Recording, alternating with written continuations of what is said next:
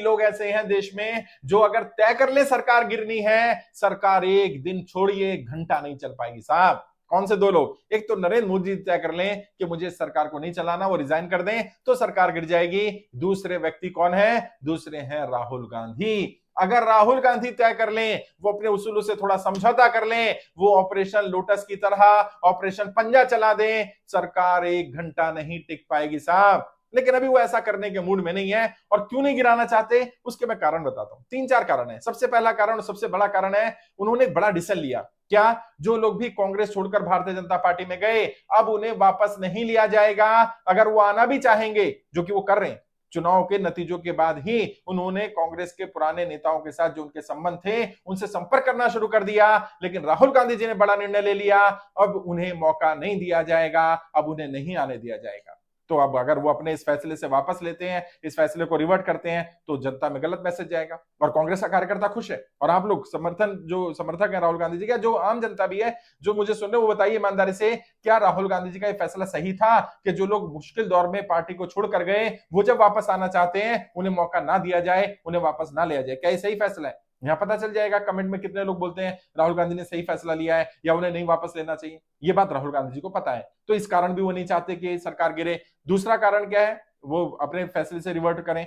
दूसरा बड़ा रीजन है, राहुल गांधी जी या बाकी इंडिया गठबंधन को लगता है ये सरकार अपने वजन से ही गिरेगी, नरेंद्र मोदी जी को और गलतियां कर लेने दो। जितने ज्यादा लंबे समय तक ये सरकार चलेगी, उतना एंटी इनकम्बेंसी नरेंद्र मोदी जी और भारतीय जनता पार्टी के खिलाफ बढ़ती जाएगी और ये अपने वजन से ही सरकार गिरे। हमारे ऊपर बात ना आए कि हमने सरकार तोड़ने की, सरकार गिराने की कोशिश की, और वो दिख भी रहा है। अभी देखिए ना, 2 महीने हुए नहीं सरकार को बने हुए, बजट सत्र आया, उसमें सरकार बैकफुट पर है। सरकार ने ऐसे निर्णय ले लिए कि भारतीय जनता पार्टी के समर्थक, नरेंद्र मोदी जी के कोर वोटर, कोर समर्थक, अब वो उनका विरोध कर रहे हैं, उनके खिलाफ बोल रहे हैं। उससे पहले आपने देखा राष्ट्रपति के अभिभाषण पर राहुल गांधी ने किस तरह से समा बांधा और किस तरह से नरेंद्र मोदी जी बैकफुट पर थे, पूरी पार्टी, पूरी सरकार बैकफुट पर थी। और अभी तो 2 महीने हुए हैं, अभी 5 साल झेलना है। पहली बार लीडर ऑफ अपोजिशन मिला है, 10 वर्ष की सरकार बिना लीडर ऑफ अपोजिशन के चल गई, इतना मजबूत अपोजिशन मिला है। राहुल गांधी जी और इंडिया गठबंधन या अपोजिशन ये चाहता है सरकार को और गलतियां कर लेने दो, क्योंकि इन्हें इकोनॉमी चलानी नहीं आती,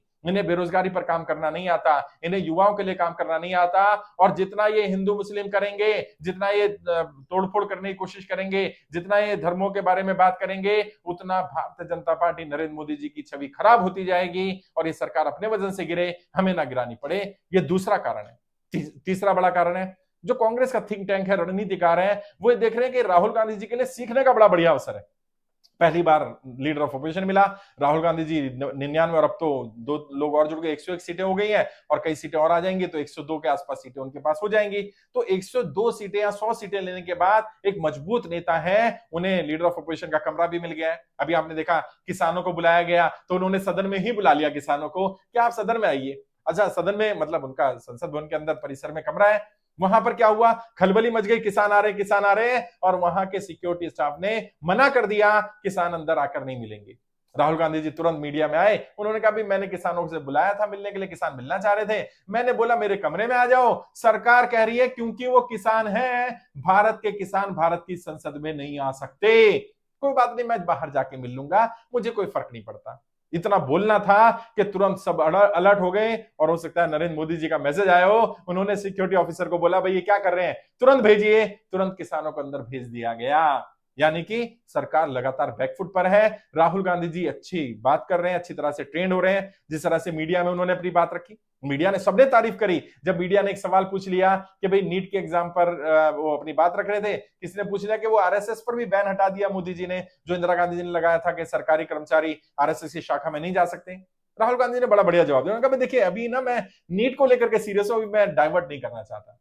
लोगों को लगा यार कितना सीरियसली एक व्यक्ति एक मुद्दे को लेकर के काम कर रहा है। और ये मैंने पहले भी बोला, राहुल गांधी जी का एक ये गुण जो है उन्हें बाकी सारे नेताओं से अलग खड़ा करता है साहब, जिसमें क्या, कोई जिम्मेदारी आप हाथ में लेना नहीं, और अगर ले ली तो उसे अंजाम तक पहुंचाए बिना रुकना नहीं।